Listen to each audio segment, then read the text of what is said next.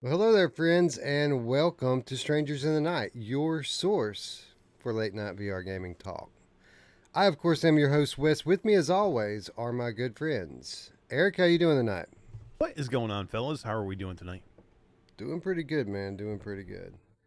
And of course, my good friend Roots. Roots, how's it been, brother? Good. Actually, I'm doing good and ready to talk some VR. It's been, like you said, a action-packed week of titles. The ping cord is going off. Eric, what's up with the ping cord, man? What the ping cord? What's the balloon knot for? No, I was wondering how this thing worked and how I could get my episodes into it, but it looks like you got it covered, bro. What's You know what I'm that? I don't talking know. about? No, I Maybe have it's no idea. Todd. No. Discord. There's like a bot now that tweets out or tags all of our community members. I guess when we go live, I noticed it earlier for one of Hmm. GT's videos on Ah. uh, being pinged on the Q2C Discord. And then I thought, hey, that's cool. How do I get in on that? And just now it told me that we're live. So Sweet. looks So Oh. it like, worked. I wasn't yeah, sure what the hell you were talking about. That's how you do it. yeah. You just Yeah. it just happens. You don't even have to do Todd's anything. doing So all kinds of shit. Who knows? I don't know what the hell I don't know what the hell that guy's doing. He's Canadian. Who knows what the hell he's doing? Seriously. Well, shout out Todd for getting the word out there, man. Good looking out, bro. Yeah, for Anyway, sure. yeah, man. What a good show we've got tonight, Roots. I mean, we kind of came into the or as we approached the weekend last week, we really didn't know what we were going to do, and as it turns out, we're fortunate enough, due to our awesome developer friends out there, to have checked out a brand new PCVR release in Kayak, which came out a couple days ago, and then two more games that come out tomorrow, or I guess for some of you it'll be later today, in Table of Tales and the Twilight Zone. And by the way, surprise, guys, Table of Tales drops today. Oh wow. Yeah. Well, Here you go. that's Boom. definitely that's amazing, man. That game is super cool. I think Yeah, it's but gonna I do mean, really good on the Quest too, man. It's such a good move for them to do that. I've been waiting for a long time. yeah, it's a nice little surprise in that one, and we'll get to that when we talk about it. But I mean, talk about going from zero to hero, Eric. Pretty quick. We had nothing, and now we have like a banger show, like just out of nowhere, just like Yeah, I that. mean, we I think we ended off last week's show talking about, okay, we're gonna have to do another mod show because we don't really have a lot going on, and then that quickly turned into, we'll have to wait on the mods and get some more time in them anyway, and then God, it's too much topical stuff to cover, too much stuff you got to cover right away, and I just want to say, do you think our audio levels are good, guys? I know. Yeah, There's I been a think lot so. of people complaining about the audio levels, and just want to make sure that we're okay. So fuck those bullshit guys. I don't care. Oh yeah. Oh Anyway, yeah, man, awesome lineup tonight, and we are going to do another mod month. We're going to kick that off next week with Red Dead 2. If Luke Ross doesn't hunt us down and murder us after our episode the other day. By the way, I think that it went over well with most of our community. We got a shit ton of thumbs up for it, and not too many people arguing with our take in the comments. So I honestly, Roots, expected a bit more pushback, but it seems like people are on the same page with us here. If we can't get these mods, then what are we paying for, right? Yeah, absolutely. And people can say what they want, and this is a big problem with projection of a lot of things. But like, it was his words, the way he said it, what he said. Like, as soon as I heard it, I What thought the same thing Wes did. I said, "Oh man, what the, like, dude, like, you know what I mean?" So, I mean, I get it. There's two sides to every story, so I kind of understand a lot of the other side, but without rehashing it, I feel like we're getting screwed, and I'm praying because I just went in. I was just telling you and Mash about how awesome the new town I just found is, and I've been playing in VR still, and I'm going to continue till I either finish it or it's yanked away from me. and then I'll I, try. I thought you guys were a lot nicer than I was. I mean, I was watching the show at home, sitting in my living room, freaking out, going, and I'm not because I have the same take pretty much, but maybe even a little harsher. And I was just freaking out, and I started getting into arguments with people in chat. I just had to stop. I'm like, just stop because it's not gonna go anywhere, and you're just better off just stopping. So I just gave up in the end. But if I was on air, it would have been a complete freaking meltdown. I'm telling you right now. And then we on Monday we did our show prep, and I said, do we want to get into mods? Because if we get into mods, I can tell you what. It's not going to be a popular opinion. I think everybody's going to disagree with me, and it's going to be another freaking Beat Saber thing where everybody thinks I'm wrong. I said, but I'll go off on it. So I had to talk to Todd and figure out if we wanted to even go into it because you guys covered it pretty damn good. I didn't get to give my exact take on it, but I think we're going to cover it tomorrow anyway, just because the patrons seemed like they wanted it. So we're gonna. I don't care if people like it or not. Well, this is the thing. Q2C VR Gamer Live linked in the description. Go ring that bell. You're not going to want to miss this one. I assure you. It needs to be talked about, and whether it, you know what I mean. Like your community needs to hear both sides of it, and they can decide whether they want to support him or not. I mean, I don't want to necessarily not support him. I just want I feel like, like Wes said, that's the only way to really get his attention. He's made that clear. And so, like... We want it to be reciprocated, right? If we support him, we want him to support us. And Simplex has a point. Maybe he is. Yeah, maybe we're off base. Maybe he's doing something, in the dark of night here that he doesn't want to be made immediately aware. And if that turns out to be the case, I will publicly apologize for, setting people to... give him a little tough love, but make no mistake about this. This is not personal. I love the modders out there. Luke Ross, is at the top of that list. We've been singing this guy's praises for a year, have we not? Yeah, that's just it. I mean, it's not like we've been killing this guy all along and saying that he's a hack and what he was doing. I mean, Ruuts has been a patron of his for freaking probably over a year. I mean, I don't want to lose it. I mean, I'm just saying. I mean, it's just ridiculous that even if he is doing something in the background, which he may very well maybe, choose your fucking words differently when you make your posts and statements. Because if that's the case, you are completely disingenuous by asking the community to help you out at that point. If you're already working on something, just keep your mouth shut at that point. Don't come out and start asking the community for help, because then it looks like you're doing nothing. Okay, so if you're doing something and you don't want to say so, then just say nothing.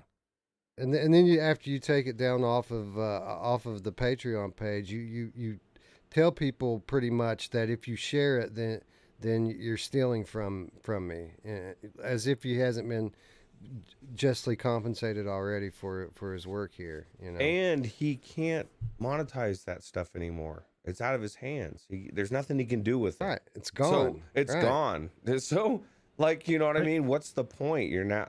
Why not at least at this point? Why not at least let everybody have it? Why? What does he care at this point? If it's gone, okay, and it's gone, he can't use it. What does he care if we're all sharing it around and at least being able to play it until they kill it? Who cares? Well, I'll tell you what it is, or at least what it seems like to me. It seems like to me that he's taking our dinner away and asking us to work to get it back. So his hope is that there will be such a groundswell of outrage at Take-Two for basically not communicating at all, because why would they? He expects us to write Rockstar, write our congressman, and on the off chance that we're actually successful when we get some movement on this, he wants to be able to monetize it again. That's how I take it. Now, maybe I'm off base, but that's how it seems to me. Yeah. No, that's right. He wants everybody else to do the work, and then he wants to go and start charging for it again, or he's going to go find a different platform to charge it on. You know what I mean? Right. He's going to get away from. Well, Patreon I mean, I would even be okay with that. But if you're just going to take it down, bro, I mean, don't. And again, I understand why he can't encourage people to keep putting it in circulation. If he's really afraid of a DMCA strike, then he can't tell people to share it. But he went a step further. He told people not to share it, and basically called people thieves if they do. So, yeah, crazy world. Yeah, and again, I mean, I have been singing this guy's praises for a long time, saying that he deserves every penny he's getting. He's doing awesome work, and we should be paying him to do what he's doing. And so, I don't want to hear people like, that we're, that we're doing this because we don't like Luke Ross. That's not the case. Yeah. He just needs to not step at all. up for every other modder out there who can't step up. The prey dogs out there, the guys that aren't making $1 million, the hundreds of thousands of dollars. This guy's actually got some money. And if he didn't put anything away, and if he didn't have a legal team already on retainer, then he's dumb. Okay, because if you're bringing all this kind of money in, you should have known, and you should have been prepared for something like this to go wrong, and at least had somebody on retainer to figure out what the fuck you're gonna do if somebody says something. You had to figure somebody was gonna say something at some point. Why would you not even reach out to a freaking lawyer at this point and give him, I don't know, give him $10,000? Say, just get me prepared, Dude. Hookers and blow are expensive. That's 2 weeks of patron money, dude. 10 grand. I know. It's What are you talking about? It's a lot. Anyway, let's shift to something a little bit more positive. Eric, did you get your application in to be a Vertigo 2 beta tester? I did. I don't think we're going to get in there, though, because there's about 1 million other people in there. So I messaged just to say, hey, we have 2 channels here. Let's try and cover it. So Yeah, I'll get my fingers crossed. Has anyone heard back from it yet? Like I haven't heard anything back. I haven't heard anyone else say though that they have. So I'm still kind of hopeful that we might make the cut. Yeah, it'd be good. It'd be good. Did you get in on that one, Roots? I did not. I didn't even know that there was such a thing going on. I guess I'm sure we got people talked about it. No, I just happened to. I was just like yesterday or something. They announced it. It's not been that long ago. Maybe the day before. There's a I don't know, a Twitter post or a website or something out there that you can go and apply to be a beta tester. They're about to admit a bunch apparently because the game, Roots, is now finished with the exception of the intro and the conclusion. So the game is playable start to finish now pretty much. Nice. Yeah. Well, I can't wait to get in there and play it when they finish it. I gotta say, if he's beta testing, we're gonna see this before the end of the year, right? For sure. Maybe. You'd think so, right? Unless there's some monster bug in there. Yeah, I would think. I mean, if he's saying this is playable from beginning to end, and they just want testers in there to give it a final run through, I mean, we got to be pretty close. What's your cutoff, do you think, if you're a developer, if your game is getting close you're getting closer to the PSVR 2 launch, and say like, December, January, February, what do you think would be like a point you're like, you know what, we're so close to the launch, we just have to wait till that launch, till that system comes out as well? Yeah, I'm really not sure. But I don't know that he's going to go to PSVR 2 immediately. This is a Valve That's true. acolyte, man. This This is a PC dude to the bone. Yeah. Yeah, there's no Quest 2 here, so No, but I'm he just can saying, launch whenever he wants. I was just asking in general, what do you think if you were a developer, what would be a hard line for you? Just curious. 2021. I mean, if I'm thinking about coming to PlayStation, that'd probably been about the last point that I would consider doing last gen. Yeah. True. I mean, we were talking about Quest games on the Gamescast earlier. Now that should tell you a little something. Like Brian's coming over the dark side, and I know, right? I think he's definitely gonna go play. What's the one by In Dreams that you guys were talking about? I can't remember now. Phantom Covert Ops. Phantom Yeah, Covert Ops, he started it today. Yeah. What about the game you bought him? Is he gonna play that one? I don't know. I didn't ask him about that. I've actually given him a couple games over the last month or two. I know he recently tried Demeo and seemed to be very fond of it because, for obvious reasons, it's awesome, right? Yeah, it's really good. It's so good. Eric's wearing the shirt. I am. There you Love go. it. Love our Demia boys. Anyway, I guess we need to probably get into the show here. We got lots of stuff to talk about, and I have a lot that I want to say about each of these titles. So let's go ahead and kick it off the way we always do by saying hello to our friends in chat. Wolveraza is here.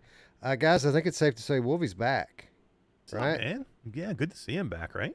Yeah. Wolvie, when are you going to get your PC Wolvie. back, your PCVR? I know he's been worried about keeping it safe. But you got to get back into all the games on PCVR. Yeah, they're coming, bro. And just because I can't think of what they are right now doesn't mean they're not coming. They're coming, all Yeah, right? right. They're coming. Bluebell's here. Well, how about Red Matter 2? Which I guess that's a Quest title as well. But we want to play that on PC, right? Yeah, I want to play everything on PC. Not only because of my new video card, but because of my new video card and turning up the graphics on Kayak. And it's like, oh God, dude, like, would it look this good if I had my old card? I don't know. I don't have it I anymore. don't know. I would think John Tatum might say no. Yeah, right. By the way, John Tatum in the chat as well. Bluebell is here. Good to see you, friend. Who else? Mepper. Hello, Mepper. He says, so I guess we'll have another 3-hour Q2C show tomorrow. It's a possibility. Although we did help him exercise a little bit of that tonight. Yeah, I got some of those demons out of me already. Well, he also has Z-Storm Gaming on there tomorrow night, so that's gonna. What's up? Yeah. Let's see here. Michelle B. Hello. Mickey Barrios in the house. What's up?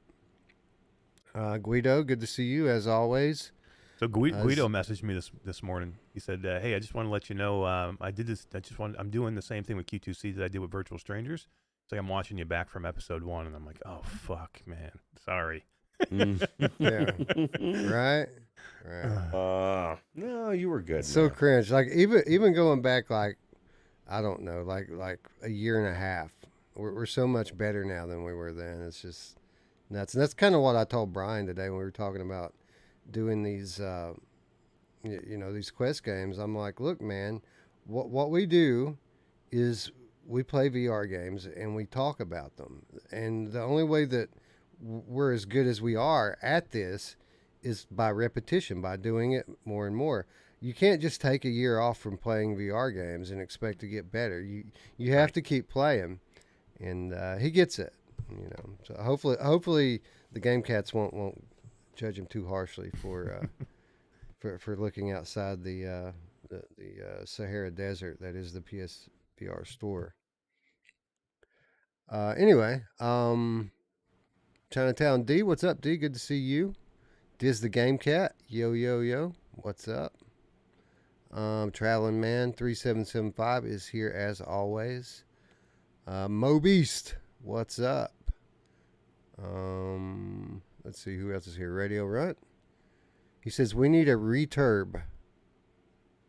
Oh, Fallout 4 VR. He wants me to stream Fallout 4. It's about time for that. I've just You're vast. It's been a hectic week, man. Like it's been. My guys here will attest that we haven't been sitting on our hands. We've been very busy this past 7 to 10 days, and you guys are going to reap the benefits of all that very, very soon. Seems like the last freaking 2 months have been nonstop. I don't know. So forget about 7 to 10 days. We've been going like nuts, man. Well, plus Wes is doing floors and got all sorts of family everywhere. He's doing it all. We're doing it all, except for sleeping. Not doing much of that. Sleep. Yeah, sleep next. Everything else we're managing to get in there. No sleep till Brooklyn. Yeah, it's overrated, right? Sleep till Gamescom. It's coming. It is coming. It's going to be cool, isn't it? Oh, yeah. Gabriel, the license to Meow Game Cat. Hello, Gabriel. Good to see you. Rift Traveler is here as well. What an ironic name, Rift Traveler, because you have to be a time traveler if you want to be a Rift enthusiast, right? Like, it's a dead platform, bro. Yeah. It's like, but I think it may rise again. We've talked about this recently. The onset of cloud gaming is going to kind of unlock the power of PCs once more for Oculus VR, and I think that's not lost upon them. So there's still some good games on there, man. Me and Ruuts are just getting going into from Other Suns, and that was the first time I've ever been in there. Ruuts had some jank in there, so we couldn't do it yet, but I got in there and did the tutorial.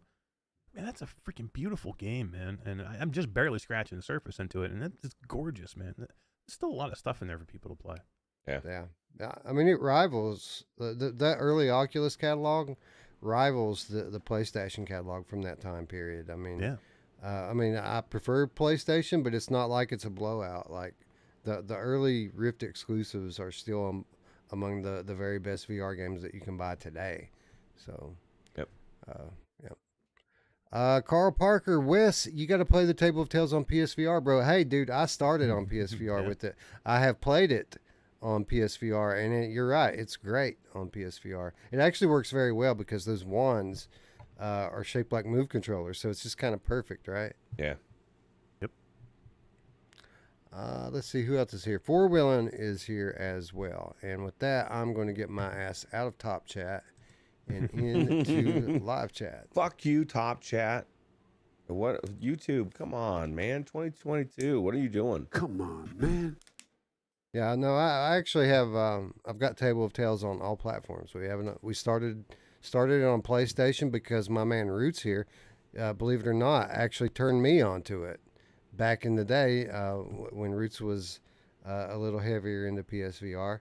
This was one of the games he used to rave about all the time. So, yeah, we played it on PSVR and covered it back then when it was still fairly new. And then when it came to PC, we did what we're doing tonight. We told people about it. Although, I think this is the big one for them, man. I think this is finally the time that it could break out because playing it on Quest, and I don't want to go ahead and start the segment, but it felt pretty natural, didn't it? Yeah. It felt really natural. And it was reminding me how good that game is. And it made me wonder, and Radio Run, I want to know the answer. Like, have you played this? Like, this is like his game, right? Anybody that loves Demio, loves the skirmishes of Demio, like, I don't know how you don't love this game. Yeah, Traveling Man says, I'm getting Table of Tales. Looks awesome. Well, I guess we don't even have to do the segment now, guys. We already won them over. It's already We're sold. out. We're out. Sold. All right, guys. For Roots and Eric, I'm Wes. No, just kidding. Anyway, let's go ahead and get into some game talk here. But let's start with the one game on our list that is already out. Kayak VR Mirage dropped this past Tuesday, and man, what a I don't know what the proper word is. What a build up to this one, because we've had our content creator friends who have been who have had their hands on this one for quite some time. I think there may have even been a demo out there at one point that people were playing 6+ months ago. Yeah, there was. But finally, we've got the full release hitting Steam yesterday, and bear with me just a moment here as I want to make sure I got the price correct before I start talking about it. Okay, so this dropped yesterday on the Steam store for $23, although there is a 15% launch week discount, which brings it down to $19.50. That's a weird price. 23, right? $23, $22.99. Yeah. Yeah, right. We want to, of course, thank the developer, Better Than Life, for providing us with review access. So, Roots, I'll start with you, man. Is your graphics card all right? Did it catch on fire? No, it didn't catch on fire. It didn't overheat because I undervolted it. That was one of the secrets that I found out right away. Those things, I don't know what they're doing when they put these cards together. But, you know, when I first went in this thing, graphically, the water looked beautiful, but everything else around, I was like, oh, man, man, I hope this looks better. And I started wondering, like, everybody's raving about this.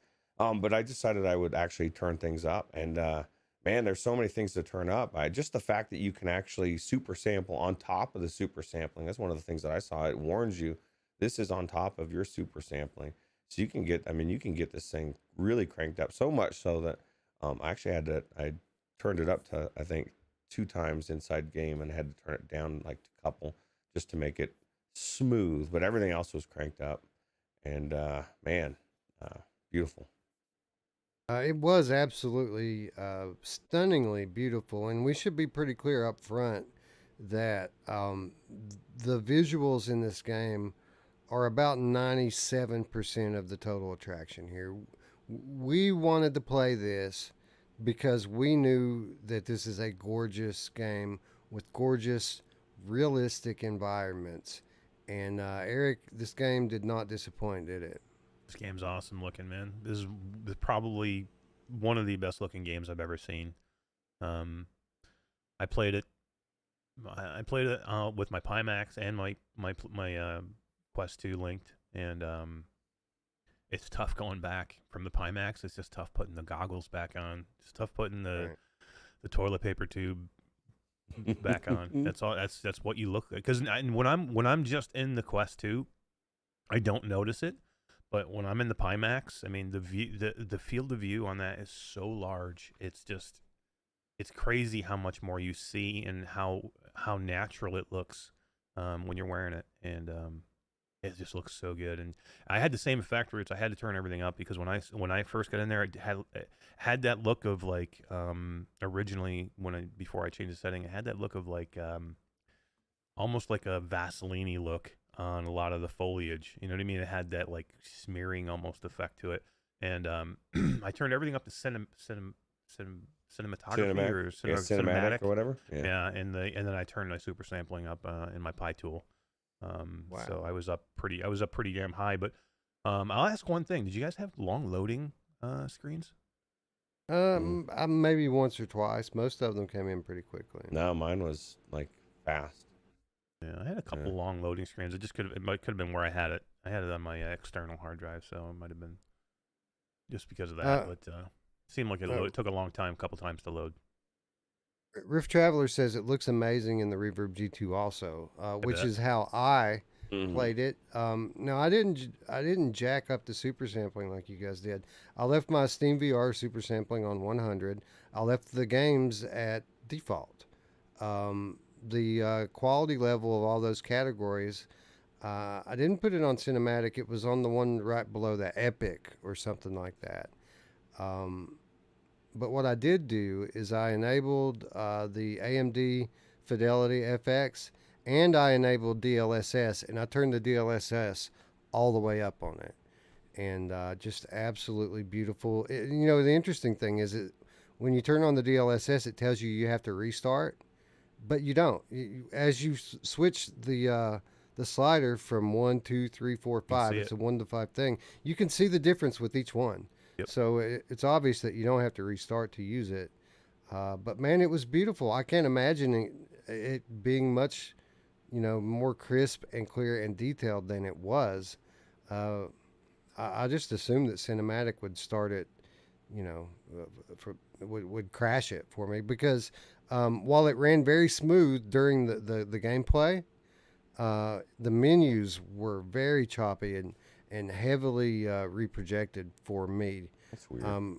You didn't have that, Roots? No, but I mean, it's just weird in general. Why would like with all of this stuff going on, it's like the menus, what was choppy? You know what I mean?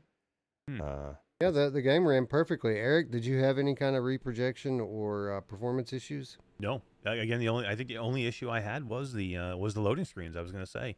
And I noticed the same thing though, Wes. Even anytime you raised anything in the DLSS, or if you even just raised the levels from like medium, low, high, epic to cinematic, you could even see those change too.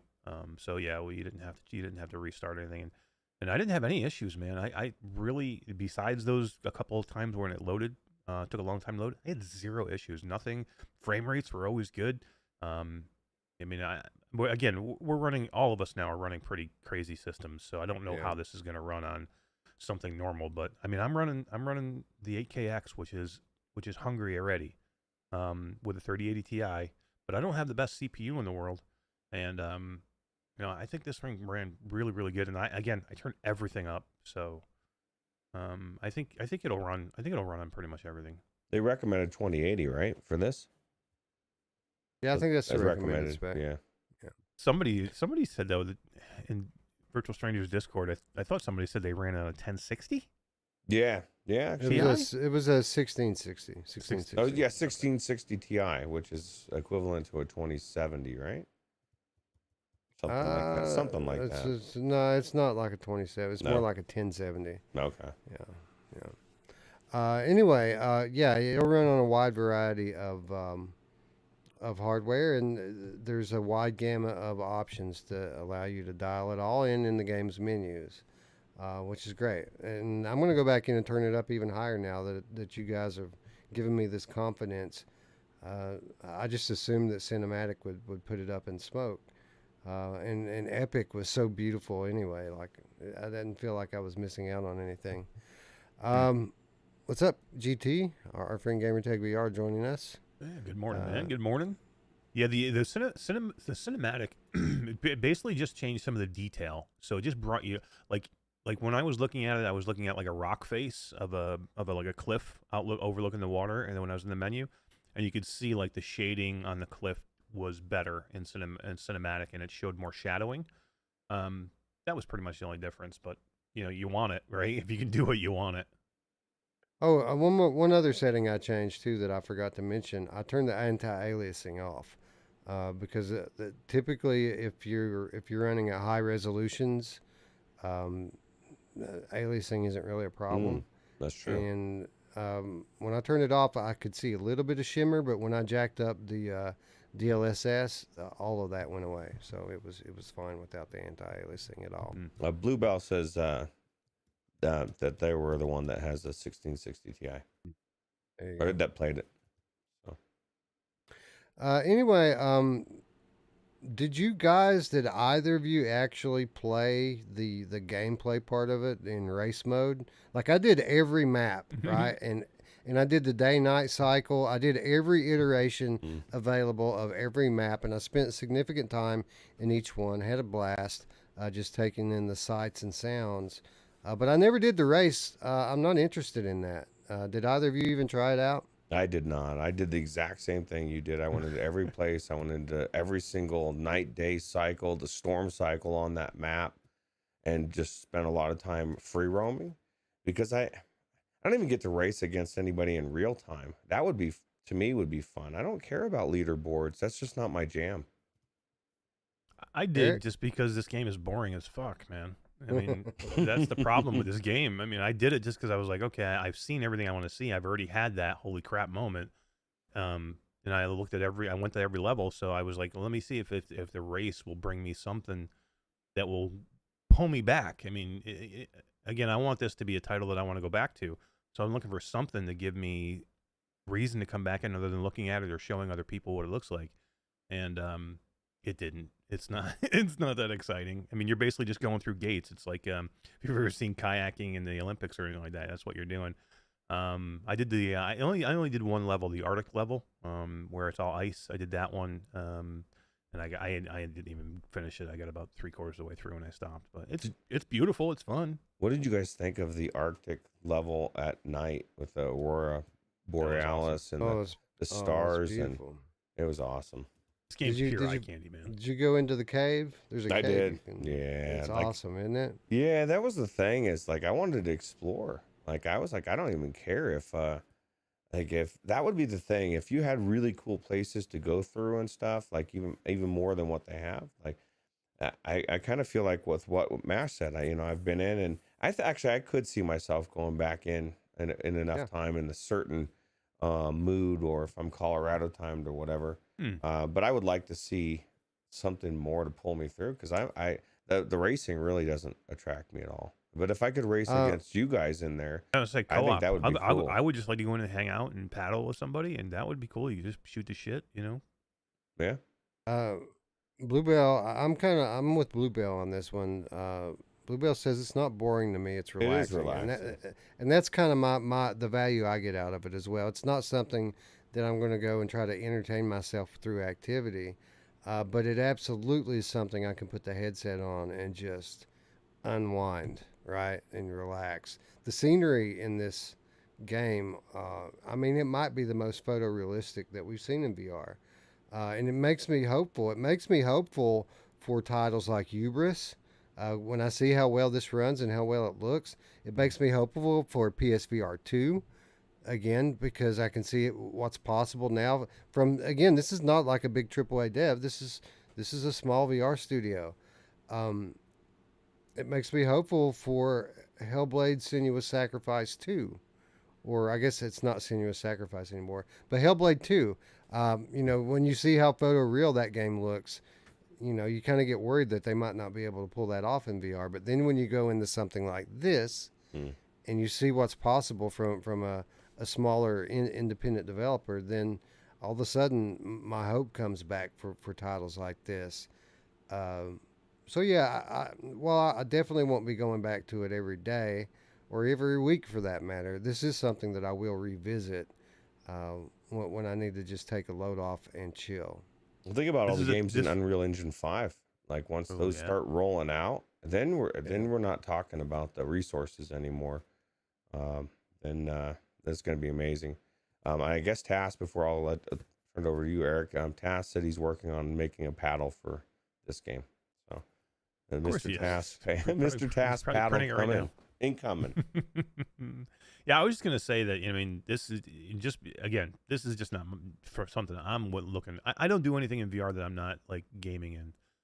That's just not me. So, I mean, for other people, this is probably awesome. But I'm not like, even real VR fishing is just not enough for me. I know it's great in there, but I never go in there. I mean, people all the time. I mean, I know people that spend hours and days in there. It's just not me. I'm sorry. So I'm just giving you my opinion. This game is gorgeous. It's beautiful. It's just not a game. There's no game here. If you just want to go in and hang out, that's cool. I'm just not going into VR to hang out like that. If I was going to go in there with somebody and we could just kind of hang out and we could paddle together and we could just talk or whatever, I'm there. But if I'm just going in there by myself, it's not something I want to do. But here's what I would do. I would put every new person I could ever meet into this game in VR to show them the beauty and the power of virtual reality. And I think I will go back to this when I want to try different headsets or anything I'm doing. I mean, the visuals on this are probably the best I've ever seen. And if I'm ever going to look at a headset and I want to see what a headset does or what it can do, this is what I would use to like set the bar. You know what I mean? Because usually it's what is it, Half-Life Alyx or one of those other super hungry, beautiful games. This is a game that I would probably try and test something out with. Assetto Corsa, any of those games that you see anybody testing headsets in. This is what you want to go in and do. It's just not a game that I'm going or an experience that I'm going to want to go back into just to hang out. But this game needs to be made and it deserves to be purchased. I don't want anybody to mistake that. It's just, for me, it's not something that draws me back in. What was your favorite environment in the game? I would say it was that Arctic environment. I thought it looked awesome. And what Ruuts said at night with the Aurora Borealis, it's beautiful, man. The stars, Ruuts. everything about that. Now there was one thing where the stars didn't look as good, but all the other nights looked amazing, especially the Arctic one. I like the Norway one with the weather. This one. The thunderstorm effects were amazing in this, and I like the Costa Rica level at daytime. I thought that was absolutely beautiful. My only problem with this game is I wanted to get out of the kayak and explore the islands. You know what I mean? You roll up to something. Lighthouse. I want to check out the lighthouse, and then I have to remember that's not what this game is. But I think if somebody's like this is the thing that I took away. If you really love kayaking, if that's your jam, you're gonna love this. The environments are great, beautiful, and the kayaking it actually felt good. And the physics in this, we haven't talked about the physics. Like, I don't know if you guys, I went to a shallow area and I was pushing off the ground. I was pushing off of everything. The physics are really good in this game.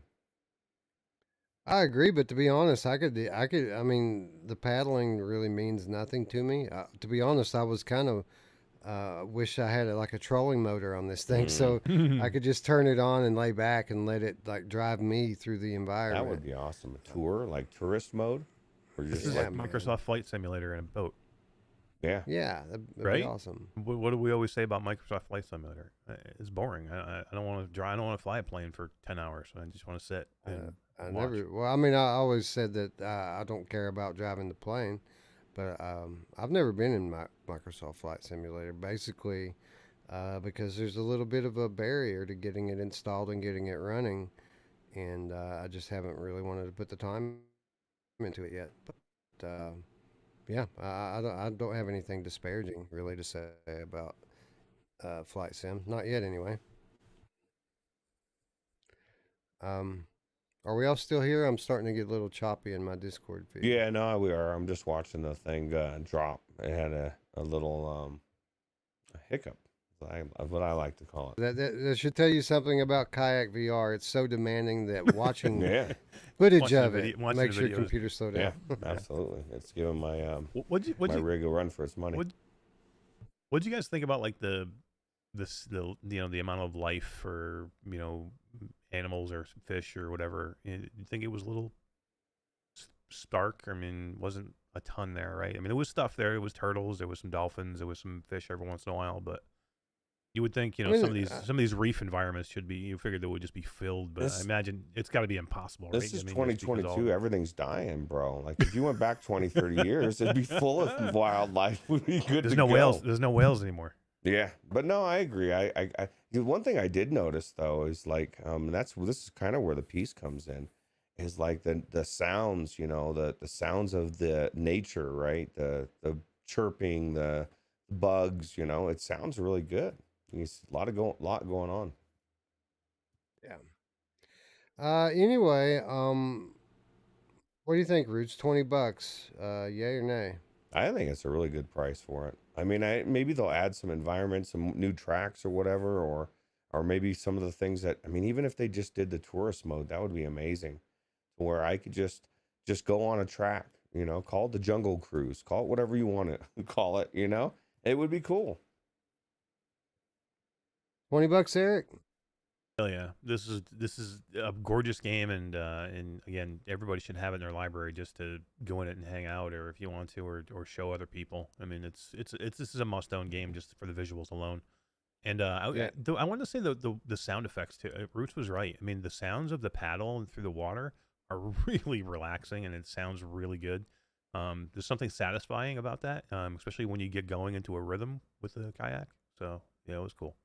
Yeah, Definitely worth it's highly immersive in all aspects of the production. It's 10 out of 10 on all of that. On the production side of things. I mean, you can't do much better than they did here. They did miss an opportunity. Like I want some rapids, roaring rapids level. You know what I mean? Where you're just going down and you got to keep yourself up. That'd be pretty cool. That probably would add a little bit of fun factor into it as well, right? Yeah. Hack the Game Cat asked, "Did we hit any rapids?" No. The closest thing that you get is during the thunderstorm level. The water gets a bit choppy and harder to deal with, as it should. But no, at no time did we have to deal with any kind of rapids or anything. It was all pretty calm. But I would say, I would say that they have priced this fairly. It is a bit of a unicorn in the VR library and offers things that most other titles can't give you. But just be aware of what you're buying here, that this is not really a game. It's more of a tech demo, but it's a very impressive tech demo that you can burn hours up in. Or kind of a walking sim, like I said before, except for your kayaking, you're just in, we've said in the past, we'd love a game like Nature Trek or something where we're just walking around on a beautiful environment. Well, this is it. It's just, now you're on a kayak. And what Radio Runt said is a perfect example of why I still think a treadmill will never work, because he said there's too much work doing the paddles, right? And that's the reality of 2022. People are like, for 5 minutes, and then you want to sit down, or you don't want to paddle as much. So, this is how immersive this game is. I was thinking while I was playing this that I need to get this going on the wireless connection through my Quest, because there would be some value into playing this outside. Like if you can get it right on the edge of dark, optimal conditions for being outside. I feel like the humidity and the shifting wind and things like that could add to this experience, because it's highly immersive sitting in your bedroom. And immediately Paradise Decay came to mind. I was thinking, man, PD should play this on the beach or something, if at all possible. Like I know you'd have to play it from a cloud PC or something like that, but the immersion level is so high already. Just little things will make a big difference to the experience here. Radio Run says looks good in virtual desktop. Oh yeah, that's good to know. Good to know. Yeah, I used Airlink. It looked good. So awesome. Anyway, I think it's a recommend from all of us. Again, just be aware that there's not much in line of gameplay here. There is a race mode, and I do think that you can race, and I might be wrong about this, but I do believe that you can race your friends Oh. with like a asynchronous co-op, meaning like Ghost.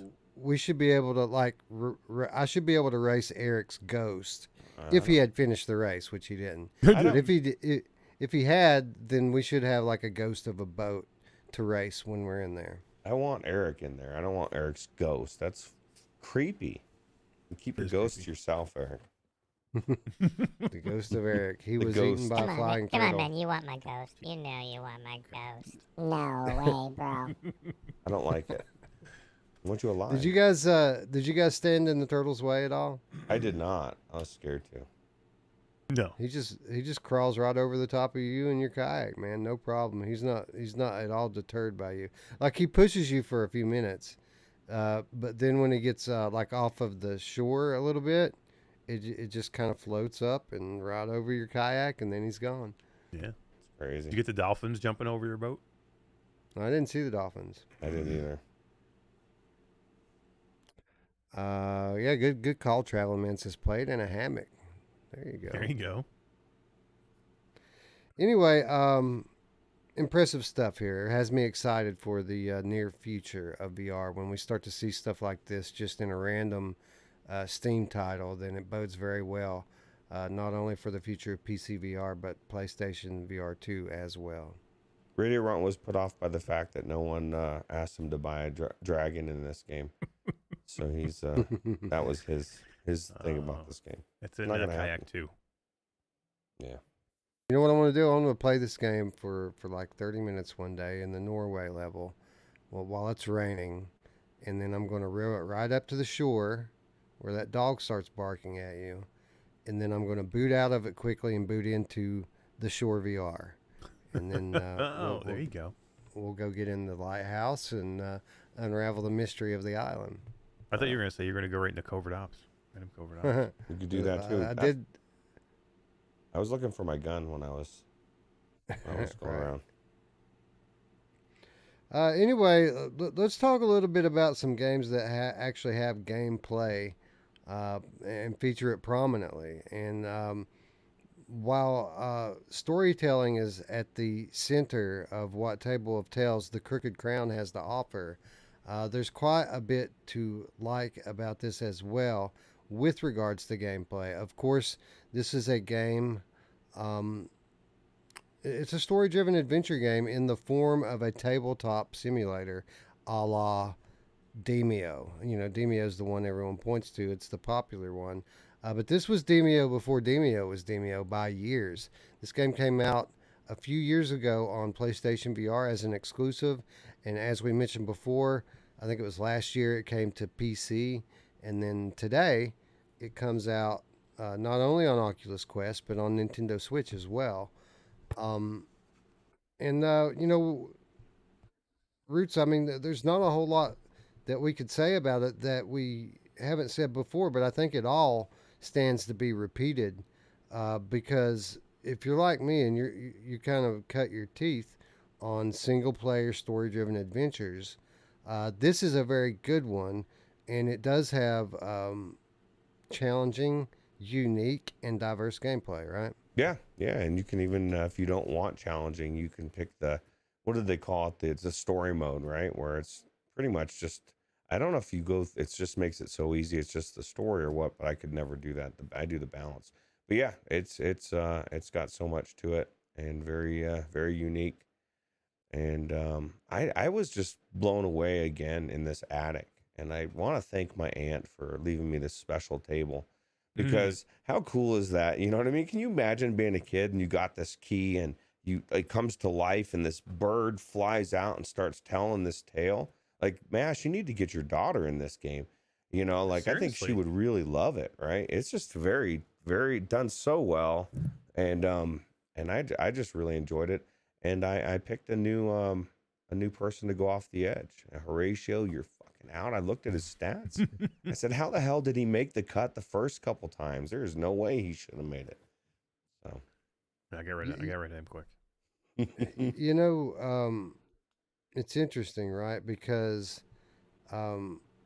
multiplayer aside, the one thing that really kind of sets this thing apart and makes it great, or one of the things rather, is the storytelling. Demio is a little bit lacking in story, and there is backstory to Demio, but as I mentioned at the top, story is central to this.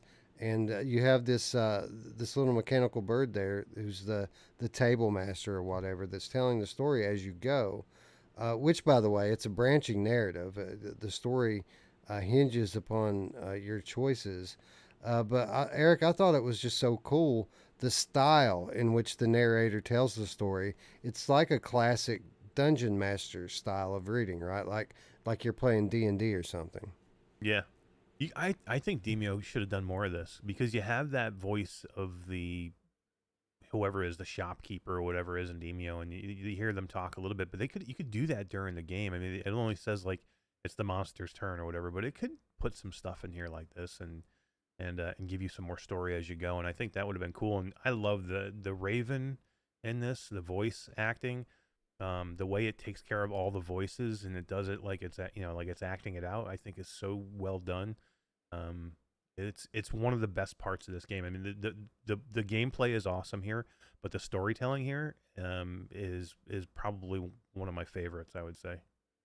It's the gameplay is the same style of gameplay as Demio, where you're moving your character in the general vicinity of your enemies.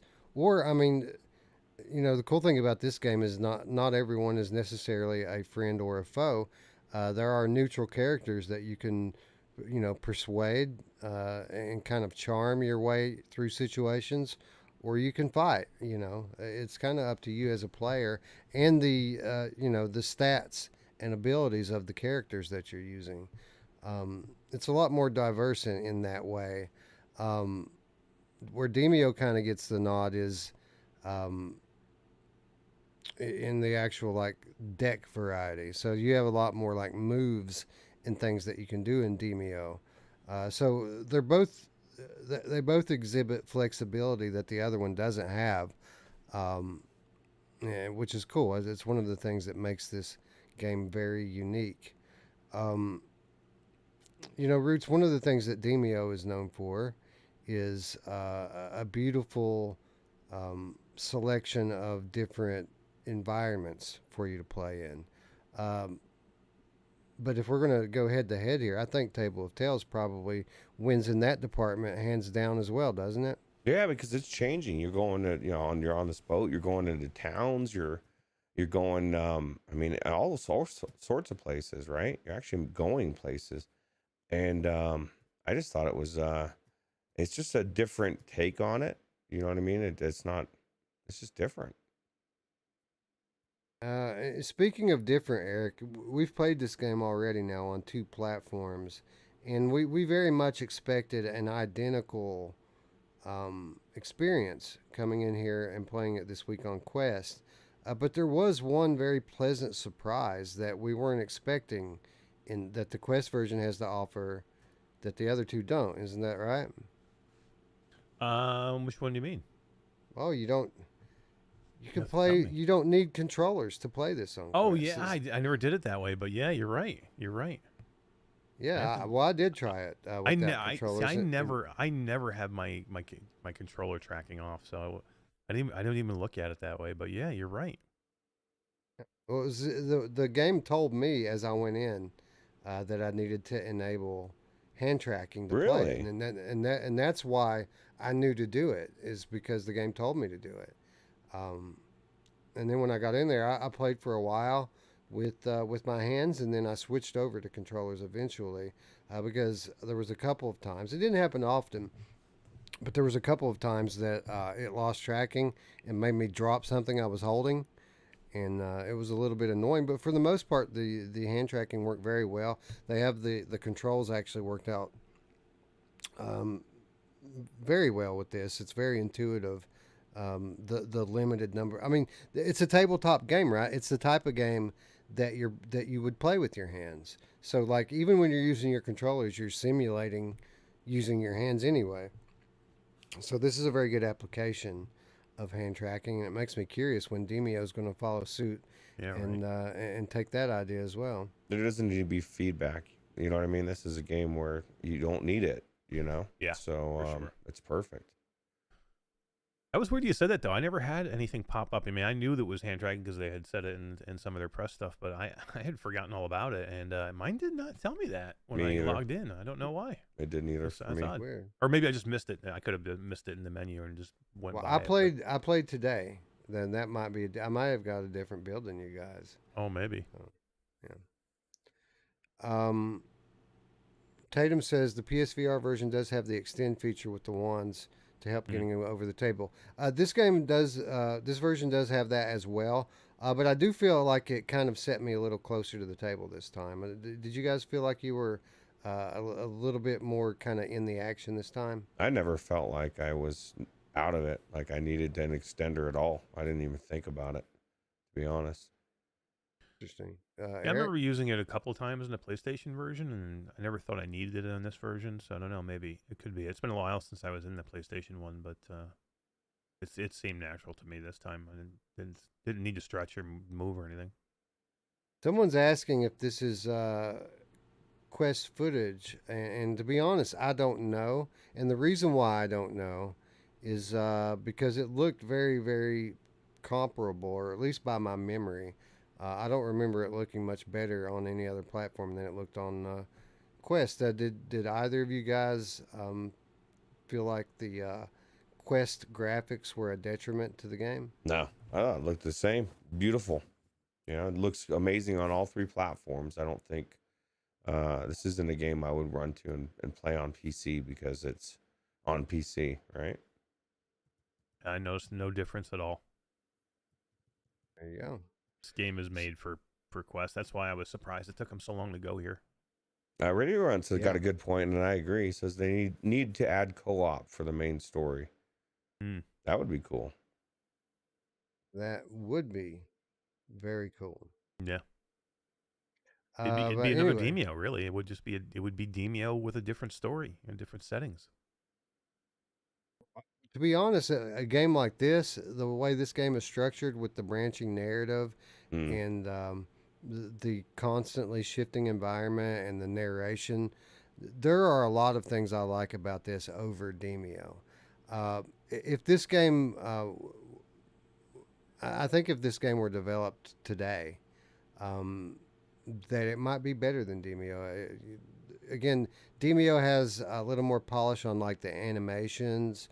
Again, there's a lot more deck variety, but there's a lot more overall variety with the branching narrative in this game. And again, typically single player or a story driven campaign rather. That's what I look for in a VR game. And most of the time, if I get to pick what I want to play, I'm going to pick something with a story campaign. And if I can bring a friend along with me, great. So while there may be a little bit more replayability in Demio, I feel like this is a unique enough experience that I would recommend it to anybody who likes Demio, because there are a lot of obvious similarities here, and it's different enough to give you a fresh experience. Yeah, I agree. Yeah, me too. But the story is here though. That's the difference between Demio. There's a lot here. Again, branching paths, different stories. The story unfolds differently depending on how you take it, what path you take. There is a decision you make early on that can affect the entire story. You make that decision within the first 15 minutes of the game, that can change the whole story for you. So there's a lot to this game that's even different than Demio. Traveling Man 3775, can you save in the middle of playing at a moment's notice or have to wait to get to a save point? It's autosave only, I do believe. Am I right, Roots? I don't think I remember seeing a save option in there. When I went to quit, it did say, you're going to lose anything that wasn't auto-saved. So. Yeah, there's no save feature that I saw. So hopefully they autosave enough that that's not an issue, right? Like anytime you accomplish something significant in this game or something that would, affects the story arc, which is pretty much everything that you do in this game really affects your direction and what direction the game is going to take. I would hope that they would be saving that at every possible pivot point. Yeah. Anyway, I don't think I could recommend this enough. This launches tomorrow on Oculus Quest, $20. Steal. Deal. It's a Deal. steal at that price, right? Yeah, that's a must own for $20. If you like this type of game, like I don't see why you wouldn't like get it.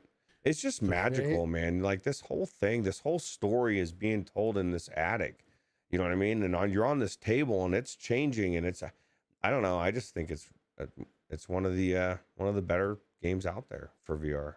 Now it's on Quest too. Here's the thing, Eric. Root says if you like this type of game, what other game is there like this? I mean, there's some obvious similarities with Demio, but this game very much is a unicorn in the library, isn't it? It is, because of the story elements of this game. There's really nothing else like it. The way the story is told, the way the visuals are done. I mean, there really is nothing like it. If you've never played this game, you need to check it out for $20. I mean, you cannot go wrong for $20. This game is worth it. It's worth $25. I mean, shit. American Dream's $15. For $5 more, you get Table of Tales. Crazy. Do you know if this is coming to the Oculus store as well? Shelby's asking if it's cross-buy. I don't think it's on the Oculus store. I know it was on Steam. Yeah, if that is the case, it was not ever mentioned to me. Okay. And the developer actually went on to share quite a bit of information with me about this game as well as future projects. So Nice. I would think that would not have been something that would have gotten left out. So I would not count on that. I would think that this is going to be Quest only with regards to the Oculus store. Let me ask you this: what do you think the game? I mean, I don't know. I don't think anybody here has finished it, but game time is in it, because Nick is saying it's a short game, though. But I know that I never finished it on PlayStation VR, but I think I played like 3 hours, maybe 4 hours. I'm quite a far way in. I don't know how long it was, but Yeah, I don't remember, but I was thinking it was 4 to 6 hours to complete it. But yeah, I mean, I guess in some people's minds that would be kind of short. But again, this is a $20 game. I mean, it's not like they're asking you to pay $40 for it. right. Like, Yeah. And there's replayability here too. That's exactly what I was going to say. There's a lot of replayability here with the branching narrative and the different kind of choices that you make that do have a direct impact on the story and on the path that you take. Nick says he beat Yeah, it there's in some 3. levels you won't even get to. Yeah, there's some levels you won't even get to in the first playthrough because you chose to go a different path, or you chose to go with certain members of your crew that you would, you're not going to get to that part unless you play it differently next time and choose a different character or whatever. Yeah. Nick the Game Cat House says I beat it in 3. You know who else beat it in 3? My mom! 3, 4, whatever it takes. Right. Anyway, I highly recommend it, especially for anybody who's a fan of Demio. It's similar enough to know that most of those people are going to really enjoy it. But I would say that even if you're not a fan of Demio, if you're more of a person who loves a nice story-driven adventure, that you should give this one a look as well. You might like it a little more than you think. Yeah, super cool. But that's not all that's coming out tomorrow, guys, as we're finally getting our hands on a long-awaited VR adaptation of a beloved cult classic television show, as tomorrow the Twilight Zone VR launches exclusively onto the Oculus Quest 2 platform. Of course, this coming to us from publisher Fun Train, who we would like to thank once again for providing us all with review access. Roots, I had high hopes for this one. Obviously, as a fan of the television series growing up, I can definitively say that um, the original Twilight Zone kind of in some form molded my tastes and who I eventually became. I think a lot of my affinity for, the dark, spooky things that I enjoy now probably kind of stem from the fact that I was watching the Twilight Zone at a very young age. And with that said, though, I mean, a lot of hope hanging on this one, right?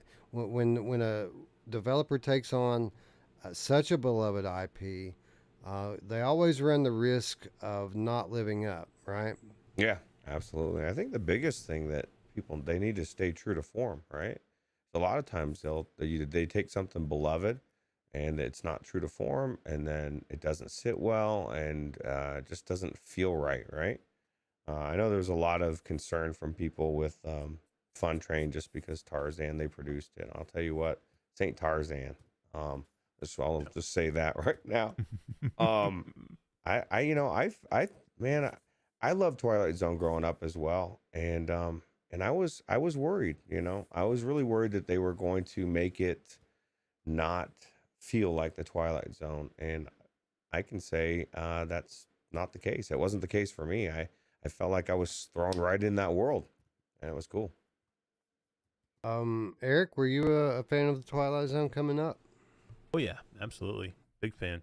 I loved the TV series. Loved the movie. Remember the Twilight Zone movie that they had? I think it was in the 80s. There was some good stuff in that one too. Like William Yeah, Shatner was in it, and they reference it a couple of times yeah, it in the was so good. promotion I of was this game, and even in one of the chapters, they quote it. You want to see something really scary? yeah, I remember that. That was so good, man. I love that. Was a great movie. But yeah, I was a super big fan, and I was nervous too. I was in the same boat as everybody else, man. I'm like, I just hope they do it justice, because that people are going to be super critical about this game because it's a beloved franchise, and anytime you do that, just like with The Exorcist or with Tarzan or with anything else, you have to be careful that you are true to what it is. Otherwise, it doesn't matter if you go away from the basics. It doesn't matter how good or how great the gameplay is. If you get away from what makes Twilight Zone the Twilight Zone, people are going to shit on it. So you could have the best gameplay in the world here, but if it's not Twilight Zone or if it doesn't feel like Twilight Zone, people are going to kill it. So yeah, I was worried, and I don't think I needed to be, because I think they did a good job. Well, for those of you out there who are worried, let me just say off the top, we're going to be very careful not to spoil anything Nothing. about this title to you, because while these guys are saying that the title does in fact at the end of the day live up to the IP that it falls under, I would say, and I do agree with that, by the way, right off the top, I'll say that I agree with them.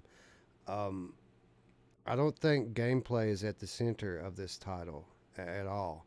I feel like this is more about the story, but it like the Twilight Zone, it's more about experiencing the story than them actually telling you the story. Um, so why don't we start off by before we break down the episodes? There's 3 episodes. Let's just in a real general way talk a little bit about the nuts and bolts of the game and some of the more technical things. First of all, Roots. Typically, I'm not a fan of episodic VR titles. Generally, they tend to be underwhelming and overpriced. And I'm happy to say that this is one of the rare cases that I feel like episodic not only works, but it's probably the best way to go with the Twilight Zone title, isn't it? Yeah, because you go through the first story and you want something different, right? You want a completely different atmosphere and Twilight Zone weirdness, right? You don't know what's going on in any of these. So I think it's definitely perfect for episodic stuff. Eric, you want to feel like you're in the Twilight Zone, and the Twilight Zone is known for telling short stories, right? So not only does episodic really work for this specific IP. But it gives me as the consumer hope that these 3 episodes aren't going to be it. Like they could keep this thing going for years as long as they do it right and do right by the IP. I mean, I think this is something that people will continue to pay for, isn't it? Yeah, and it just allows you so much freedom, and you need that with Twilight Zone because Twilight Zone was as a collection of short stories that changed drastically from one story to the other. They complete from different universes to different um, time periods to different genres. So it's Twilight Zone's all over the place. So to pigeonhole yourself into one game and you're going to play that way the whole way through would kind of go away from, again, what Twilight Zone is all about. This feels like Twilight Zone. It feels like you're watching 3 episodes of the Twilight Zone, and it allows you to do 3 different stories, but it also allows you to play different gameplay styles as well. Yeah, well, let's talk a little bit about the gameplay styles, Eric, because while it is heavily centered around the experience, it's not like there's no gameplay at all here. Of the 3 episodes, I would consider one of them to very much be a walking sim. One of them to be a pretty classic stealth horror title, and then another one to be kind of a light shooter. But what I found was, as I was playing through these episodes, is that I actually enjoyed the episodes that are less gameplay centric more than the ones that were more heavily and traditionally structured as games. Um, am I off base there? Is that just a kind of a personal taste thing, or did you feel like the more that they got away from the gameplay elements, the better that the story and the experience got? I was a little worried at first because I thought that was what the whole thing was going to be originally. Until they came out with the last trailer, when they actually started to show some of the gameplay, I really thought that that's all it was going to be, was just an experience, either a walking sim through it, like, what's that game that you love? That's a PlayStation game. That's Here they lie. Here They Lie. And I really thought it was going to be another Here They Lie, which is fine. If that's what it is, it was fine. But for me, I like that there's a little bit of gameplay to pull me through. I don't need a lot. What is here for me is completely fine. Um, to be honest, I didn't make the last level. I didn't make the last chapter. So Wes did. And that's the more walking sim that he's talking about. So I didn't make that chapter, but the first 2 I thought were just enough action to pull me through the story. I thought it was perfectly balanced. Yeah, you're not going to be bored in this game if you think that. And just put it that way. And you can speak on the last one. You like that one the best, number 1.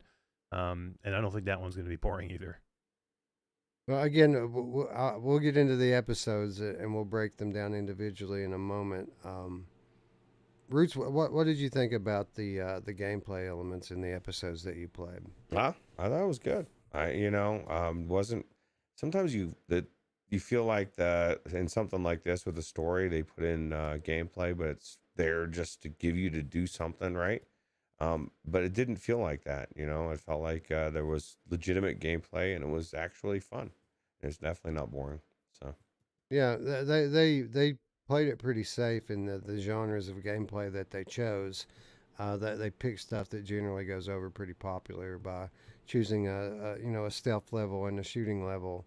I mean, this is stuff that we see pretty frequently in VR. So yeah, what's there was fun, and it did add to the experience. But again, I don't, for me anyway, I didn't feel like it was all that important that was in there. I think I would have enjoyed it pretty close to as much if those elements hadn't been there at all. One more thing before we get into the episodic breakdown here.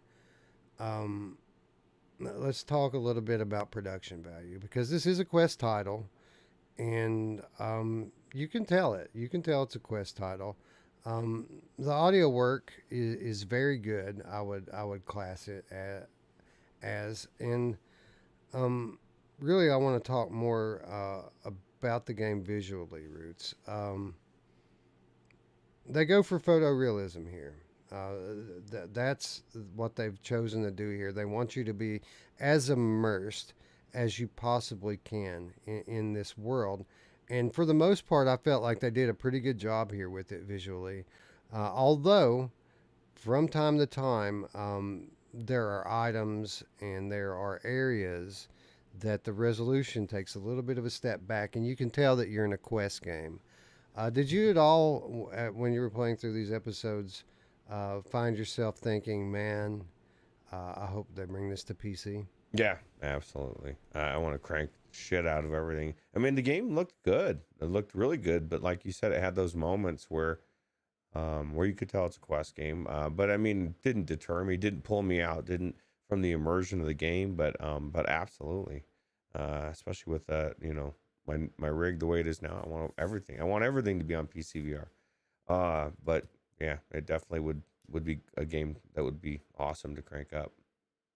Yeah, and again, don't misread what I'm saying here. Um, Eric, I mean, it did a pretty effective job of photorealism given the constraints that it's under in terms of hardware.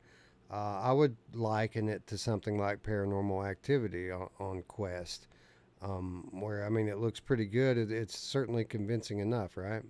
Yeah, that's a great comparison to that game. It's very, very similar. And yeah, I mean, unless they completely changed it, though. I mean, for me, don't bring this to PC if you're going to bring it like this. Build it from the ground up for PC and make it a true PC game. But if you're going to bring it like this and just put some lipstick on it, don't bother.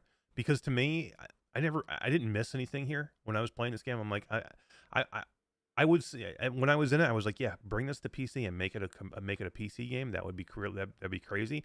But for me, there's enough here to keep me going with this game. That if this is all I'm going to get, and you're just going to port it over and put a little bit of work into it, I'd just prefer to play it on the standalone then. At that point, but there's enough here that I didn't even think about the visuals a lot, to be honest with you. Especially in the first level. On the second level, you're busy enough of what's going on, and the story is so good, and the way they pull you, the pacing's done so well that. I mean, you again, like Root said, you notice the visuals. You notice that things are a little blocky. They're a little flat. But everything else is just there. The audio is so good. Everything else is so well done that it's a quest game. But there was points I didn't care. So, to me, unless you're going to build it from ground up for a PC, I'd just leave it the way it is. So, the first episode, just a real quick description of the scenario that you're in. You find yourself in an office environment. Through contextual clues, you work out that you're the head of a video game studio, and apparently, you're a bit of a hard ass. You're driving people the crunch level very high in this studio. You're trying to ship your title by Christmas time. No excuses, extra overtime, and apparently you're not the best boss. And this story is all about the relationship between you and your employees. That said, I'll also say that this is the stealth game of the three, and when I started on this one, I wasn't super impressed with it at first, Eric. It felt a little bit cliche. The premise of the story at first seemed like it was kind of an inside joke, something that developers would probably be very heavily affected by, but I'm not sure how it would land with just, John Walmart out there who doesn't know anything about the video games industry and doesn't really quite understand the terminology that they're using here. But with that said, there was a couple of things that really saved this episode for me, and by the time I finished it, I kind of had regained my optimism. And probably the biggest reason for that is their use of the voice command. This uses the voice command feature of the Oculus Quest um, as a very unique gameplay element without giving it away how they use it. I found this to be something that I've never experienced before in any other VR title, and I've played them all under the sun. Were you as impressed with the way that they used voice command in this game to kind of set this episode apart? Yeah, I mean, this is really well done, and it's one of the best parts of this level. As you said, this level, it's a stealth. It's a stealth level. This is Jurassic World in Twilight Zone universe. Exactly what this is. So you're trying to move from room to room and not be seen. Yeah. So I won't go into any more than that. But it's That- very much that- like that. But but you're right. The voice thing makes it different. That's a very good comparison, Eric. Actually, the gameplay is pretty dead on like Jurassic World Aftermath. So kudos, bro. That's a good one. But Roots, unlike Jurassic World Aftermath, this is not cell shaded at all. Although I would say that the main antagonist of this story probably a bit more cartoony than I would have liked. What did you think about the big bad in this one? Yeah. I mean, you kind of seen that probably a little bit on that level, for sure. I forgot what I was gonna say about what were the last thing we just talked about that Eric answered. We were talking about The audio. the voice command, and yeah. Yeah, that's something else. It'll come back to me, but yeah, that was definitely cool. I don't know. We were talking about Jurassic World Aftermath. Oh yeah, as that's what I was well. gonna say. I would equate it the gameplay more on Westworld than Jurassic Park or Jurassic World. Very Jurassic World. I didn't feel like I needed to hide for the most part. I mean, you did, but you didn't. This, I don't know, man. This elicited a lot of actual emotion from me at times, where you got to be stealth, and you really want to be stealth, and it was cool. And the cool thing is too, this is a pretty big level, right? I mean, like you have to make it through a pretty big office building as you try to make your way safely through the story. Yep.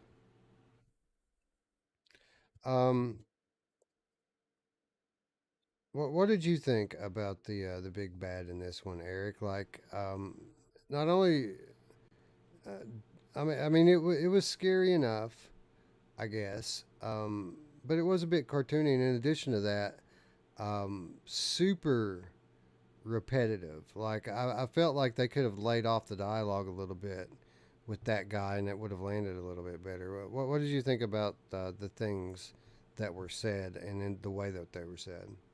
Yeah, I mean, you probably could have used another 10 more lines of dialogue, maybe. Yeah. But I mean, because when you hear it for the first time, it really creeps you out, and then after a while, it does get repetitive, and it still freaks you out, but just not on the same level. But yeah, yeah. I mean, it's kind of like an 8. The big bad has like an 8-bit feel to it, because I think it's supposed to be like a video game. He's supposed to be like coming out of a video game, right? So Yeah, I and don't I know kinda if they feel- I don't know I if they f- I hit feel it that like- way, or if they just needed to do it that way, or they were intentionally doing it that way. Yeah, I feel like that the whole video game angle here might be what held this one back for me. It seemed like inside baseball to me. Like I understood what they were talking about. I'm not sure everyone else is going to kind of get it, and I feel like a similar scenario that's a little bit different might have actually landed a little bit better. That said, again, by the time I worked my way through it and to the end of it, I did have quite a few scares on my way to the destination, and I feel like they effectively landed the moral of the story, which is something that the Twilight Zone always did really well. Is they had some kind of meaning behind the episodes, and that was kind of a big question about this title when it got announced. Would it be able to kind of pull off that meaning to the message the way that the original did. And I felt they actually did a pretty good job of that here. Yeah, agreed, 100%. I think they did really good. Anyway, again, a strong ending to this one, which kind of built me back up and had me looking forward to going into the second episode. In the second episode, you wake up in a bunker, and you find yourself in a world that's a bit post-apocalyptic for various reasons. Roots, I'm not sure you noticed.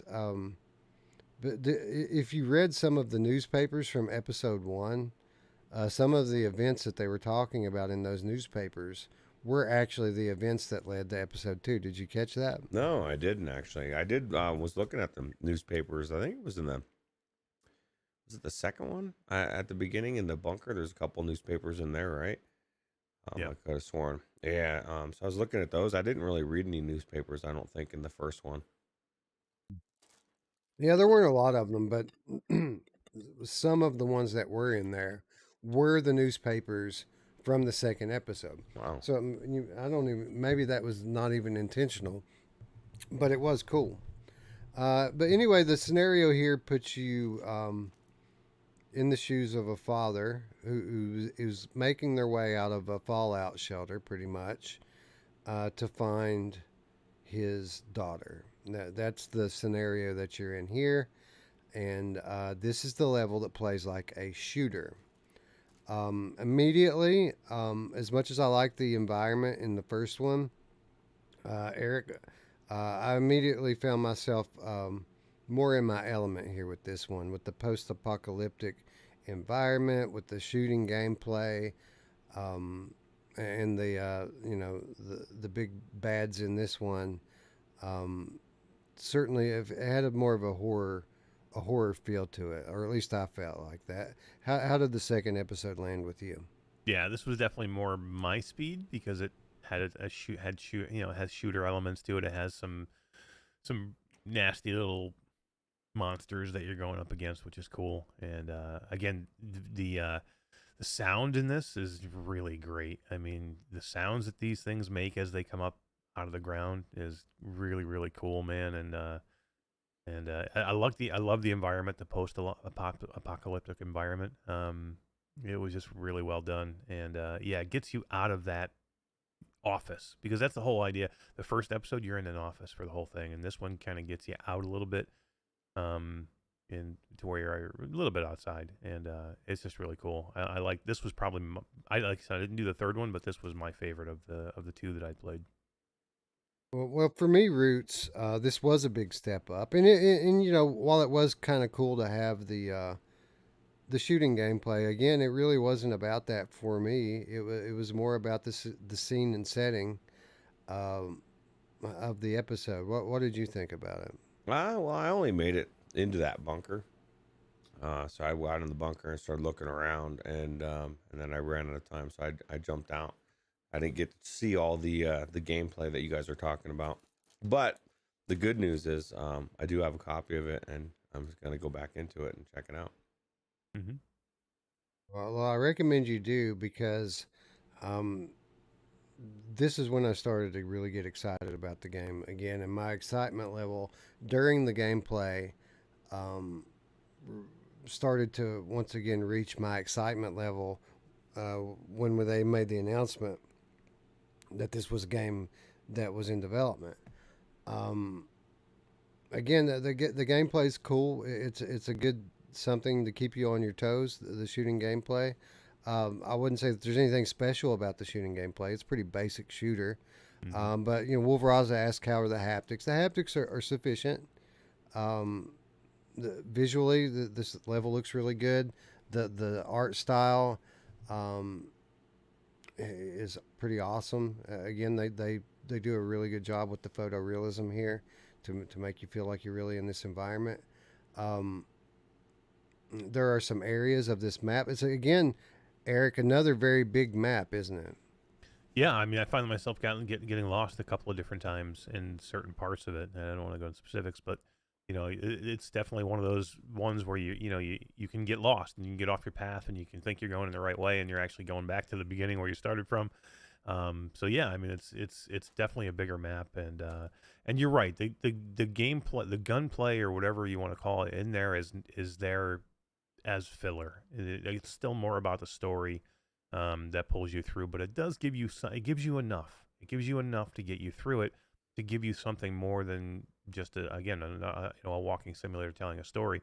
It gives you some gameplay here, but it's very basic. So when I say shooter, don't get me wrong. If you're talking haptics and you're talking like weapon reloading, it's very basic on the shooter part. It's more about the intensity and what's happening around you, and the environment, the sounds, the way things are playing with your mind in this. There's like whispers and things like that Yeah. freaking creep you out, and you hear all these noises from around the corner. You're seeing visions that you don't know are real or fake, or it's just, this is where to me it gets really more Twilight Zone-y, right? That you took the words out of my mouth, because as you play through this episode, again, they're telling you a story, but they're not telling you with words. It's all in the experience. There are clues in the environment that kind of give you an idea what has happened to kind of lead the world into the state that it's in.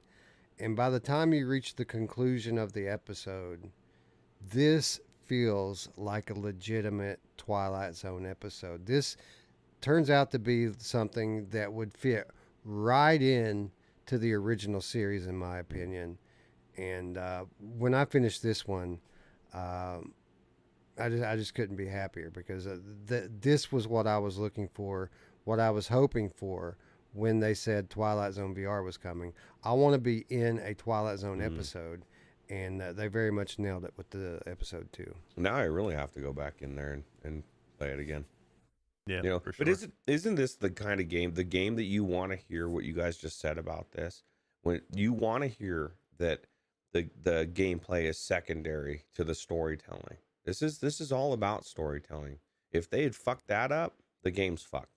You know what I mean? They needed to nail the stories, and I think the gameplay, like you said, it kind of brings everything together, gives you something to do for the because some people, they can't just see a story. So I think it's cool. Yeah, the conclusion of the second episode really pulled it together, and yeah, bravo, very well done. And that brings me to the third episode, which again I'm not going to spoil for anyone, especially since my partners here haven't played it yet. But I hope that you go back in and play it, because while this episode was had the least amount of actual like gameplay in it, there was no filler gameplay in this one.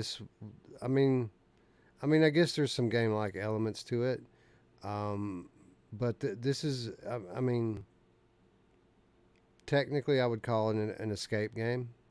The scenario here is you wake up in a very normal house, empty house. You can tell that that there's been other people living with you, like you might have a lady and a kid that have been there with you, but you wake up, you're home alone. Very realistic home, suburban home scenario, a full house that you can explore pretty much every room in. And even with a working television, like there's a TV with a remote, you turn the TV on, cartoons are on, and it's old school cartoons, like the old black and white cartoons. But it's really cool. You can sit there and watch TV. Anyway, after you explore the entire house and you realize no one's home and you kind of wonder where everyone's at, you make your way back kind of to where you started at, and the phone rings. And when you answer the phone, all sorts of weirdness starts to happen. And it's at this time that you see that the front door is actually open. The front door had been locked before. You couldn't go outside. You could look out the window, a beautiful suburban setting outside the window, by the way. Huge moon in the sky. Very, very typical place very normal American neighborhood. But anyway, after the front door opens, you walk outside, and there are craft in the sky, gentlemen. And yeah, at this point, this is when the episode really takes off. Oh wow. I'm not. I really want to give you a little bit more about what happens next and kind of the scenario that you're in.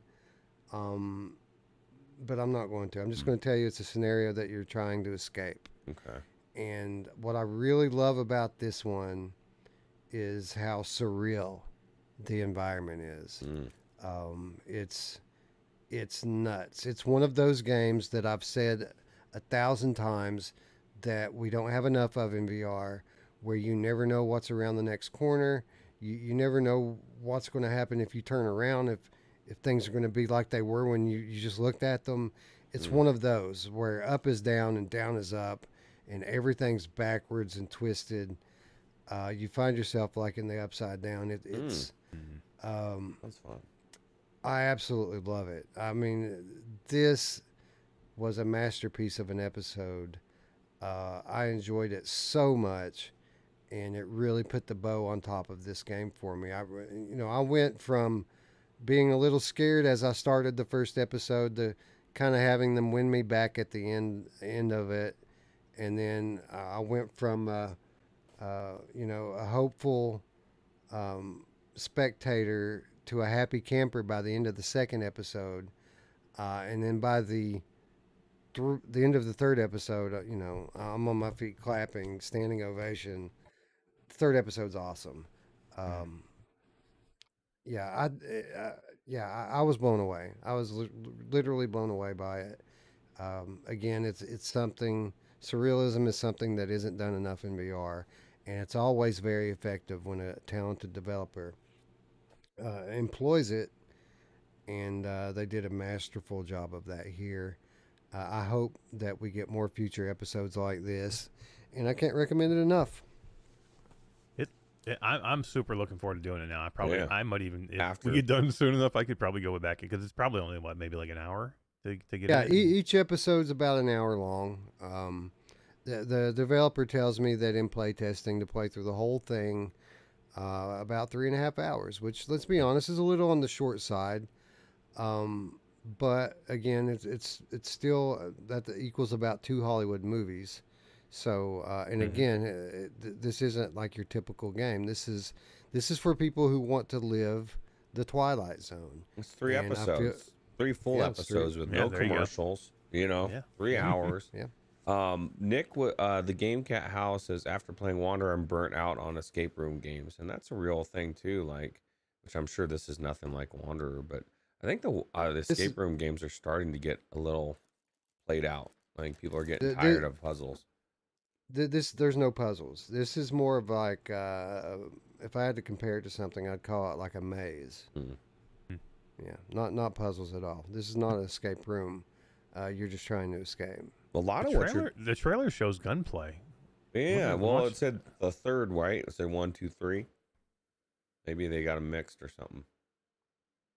Look at the trailer here. well, It looks I like mean- the guy's got a pistol he's using in that environment. Well, I didn't play the very, very end of it. I had to turn it off for the show. So maybe that you get a gun at the end of it. But the part that I've played a pretty good lot of it, and I never found a gun in it. I hope That's you do. weird because you see this guy, like I know the area that you're talking about shows number 3 right there in the trailer, and then it shows him. Oh, like, there it looking- is. There it is. Yeah. And then like even here, like watch this trailer right here. This is that environment you're talking about where you walk out that front door into Yeah. the neighborhood, That's the and one. then all because that's why I was confused with what you're saying, and then watching this trailer because in a second here you're gonna see this guy. He's like John Wicken. He looks like he's John Wick with the I lid here. haven't made here, it all the way watch. out of the Look at this. neighborhood yet. Like I played. It took me probably 20 to 25 minutes to Wow. get out of the house, and I probably played in about another 10 minutes in the neighborhood, and I'm still in the neighborhood. I didn't, but I never found a gun, not yet. I gotta get into Maybe this now. maybe there's more to it than I thought. Like I felt like I was getting toward the end of it, but maybe there's a lot more than I think there is. Yeah. All right, now we Anyway, gotta do now I'm excited to get back in it and, it. I and know, finish right? the thing off. Um, anyway, we don't know how much it's going to cost. I do have an idea that the developer gave me some kind of contextual clues, but I don't know how much of that was off the record. They told me, and this I'll quote them here, that they plan to price it competitively. Now, don't get me wrong. I don't think that this is going to be a cheap something by any means, but I don't think it's going to be crazy expensive either. And I'll just say that. And if it lands in the price range that I think it's going to land, which is somewhere between $20 to $30, I recommend it. That's perfect. Sweet spot. I was thinking $24.95 would be a perfect cost for it, but I'd pay as high as 30. Yeah, that's where I think it's going to land, and I think it's worth that. Yeah, I think 19, 20 bucks, 19 to 25 is probably good. I think you get to the 30 mark, man. I don't know. It's a lot of money. It's a lot of money for a 3-hour game. The Twilight Zone is an actual franchise, so it's not going to be. I don't think it's going to be It's a 20 big bucks. IP. I'd be shocked if it's 20 bucks. Like the cheapest it is 24, and that's why I say I would guess 24 because $24.95 is a very competitive price. Yeah, I think Tatum, if you're looking at episodic here though, $19.99, and then you start selling packs. You know what I mean, or selling the next episode. That. well, the way I That's look the way at I it do it. is, and by the way, this is all speculation on my part. I don't know how much it's going to cost. It might be $15. I don't think it will be. When I look at this, and let's say Roots is right. Let's say it's $25. That's $8 per episode. That's like half a movie ticket. Mm-hmm. Totally worth it to me. Right, and they're still able to do what you just said, Eric, regardless of price. Release episodic packs, 3 packs or whatever. You know, you make the release of the packs $10, $20, or I don't know, whatever people feel is worth it. I think they should release standalone stories with this a few times a year and price them at $8 to $10 each. That's what I think. Yeah, it makes sense. I think at anywhere between 20 and 25, it's pretty much a no-brainer. I think you get over 25, and you're gonna think about it. Yeah, starts to compete with a lot of other games, right? That price that are. Yeah, it's just, and again, it's not what we think is right. I'll say it again. I think everybody should pay $30 for a game because I think they need to. You need to. I'm just trying to think of where people will buy it. That's what I'm saying. Right. I just don't know at $30 if we're going to see a lot of people go out and hammer it for that price. Well, But again, I think at 19 to $25, I think they'll do really, really good. I think Twilight Zone fans are going to be the ones buying this, and I think they'll pay $24 or they'll pay $30. Yeah. You know, I don't know. I don't know if there's going to be many people out there that are going to be rushing out to buy it that aren't Twilight Zone fans. Maybe if it was $20, they'd be like, "Oh, that's such a cheaper price. I'm going to check this out." But I just don't think the price will so much deter on this one, just because it's either you're going to love this type of thing or you don't. And if you love Twilight Zone, you're going to pay $25 or $30. But yeah. Anyway, again, it's all speculation. All I can say definitively is that the developer believes it's going to be competitively priced, and I hope they're right. I hope they're right because I want people to buy this game and have the experience I've had with it. Very much enjoyed it. It has exceeded my expectations, and I did not believe that it would. So, kudos to Pocket Money Games. Kudos to Fun Train. Kudos to everyone who had a hand in designing this game. And please bring it to PC because I do think that little bit of lipstick would go a long way on this one. Like the only real criticism I can give it from a production standpoint is that there are some low resolution areas and textures in it. And if that stuff was sharpened up with a little bit of detail, I feel like I could be even more immersed in the environment. yeah, absolutely. Anyway, time to play PlayStation VR says, I'm going to watch a stream of episode 1 and save the rest. Or one episode, rather. We'll just remember what we said. This thing builds. Episode 1 is okay. Episode 2 is better than 1. Episode 3 is better than 2. So just remember that while you're choosing your episode that you're going to watch. Yeah. For Anyway, sure. anything else you guys want to add on any of these titles? Nick wants to know what I'm using the Quest 2. I think Wes was using the G2 and Mash used Pimax. Not on for Twilight Zone. Well, no, I Just- mean just in for general. the I kayak, asked him yeah. which obviously that this is a Quest only. Oh yeah, if you're asking me what my daily driver is in general, I typically use G2. But the final 2 games of today's episode Quest only. were Quest games that we played on Quest. So And super happy to see these games, man. I mean, we're getting more Quest games that have some more substance to it, thank God.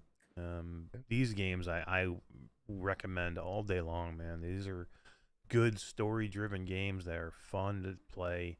That have thought and substance into them. Thank God, no more cooking games.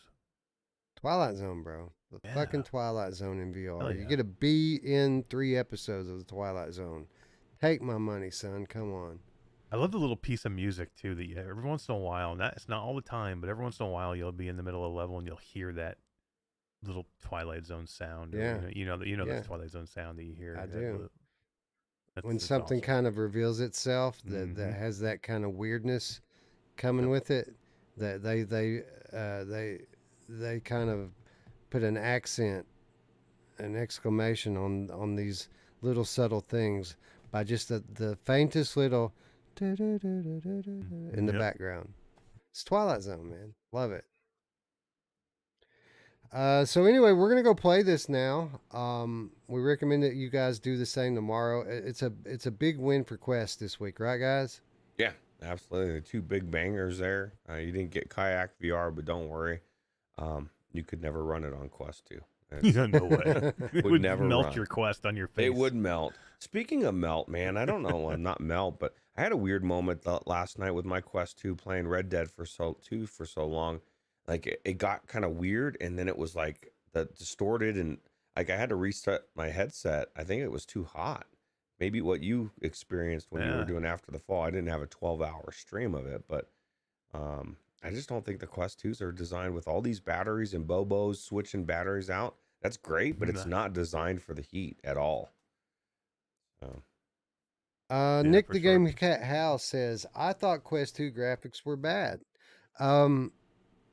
You can't paint with such a broad brush, is what I would say to that. Like, there's a lot of cartoony games on Quest, a lot of games with Minecraft-looking worlds and characters in it. Certainly a lot more than either of the other 2 major platforms.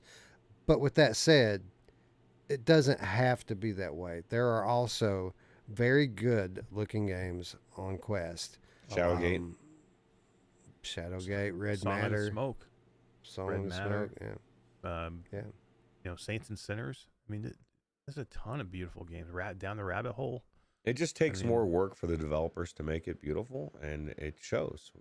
Like Dave for Shadowgate, the way that he made the 3D depth is unique for any game, right? And like it takes a lot of Yeah. extra work to do that on that platform, and that's why those Yeah. games stand out.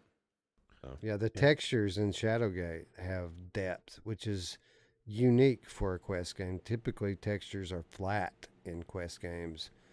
Not with Shadowgate, man. The rocks look like real rocks with divots, and it's really it's some old school game dev magic, is what that is.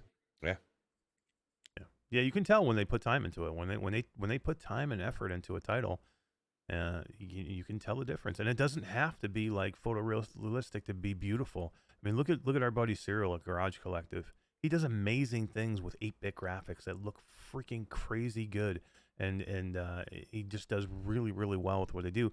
But then you do have some titles out there where the devs are just trying to make money. You know what I mean? They're just trying to get a buck, and then you can tell that they don't put enough into it. But There's so many good looking games on the Quest 2 games that blow your mind, right? Like you're like, how the fuck did they put this game on the Quest 2?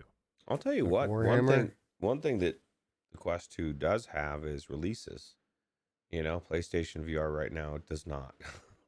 You know what I mean? So Good until the point. PlayStation VR 2 comes out, that's all we have is this Quest 2. At least for the game cats that don't that maybe that's what they have as a Quest on the side, right? Yeah. So. I mean, go play Medal of Honor or Sniper Elite Yeah. on Quest, Holy shit. Sniper Elite looks really good or too, yeah. Warhammer Age of Sigmar Tempest Fall. Go check There's that a one good out. one. Oh crap, Yeah. that's a great example. That game's crazy looking.